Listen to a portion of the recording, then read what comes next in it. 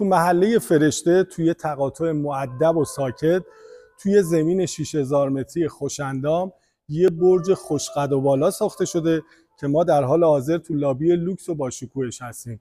به برج هرمس خوش اومدید. آیا از کوتاهی تیوی روم خود رنج میبرید؟ تیوی روم این بزرگتر؟ البته ما یه سالن ورزش با سونای خشک و دوش اختصاصی و سایر متعلقاتش داریم و یک سینمای خانوادگی که کاملا تجهیز شده.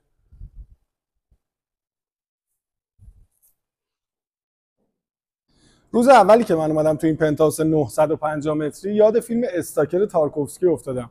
تو اون فیلم هم یه آدمایی هستن که یه پولی از شما میگیرن، مثلا اون 1% کمیسیون خودمون، و شما رو به سرزمین آرزوها میبرن. این پنتهاوس 950 متری البته خودش رویای میلیاردها آدمه، ولی به نظرم میتونه رویاهای بسیار بزرگتری هم برای شما رقم بزنه. شما به این سالن وسیع نگاه بکنید، تیم ملی والیبال میتونه اینجا اردو بزنه، چون هم ارتفاع خوبی داره، هم به نحو احسنت عایق شده.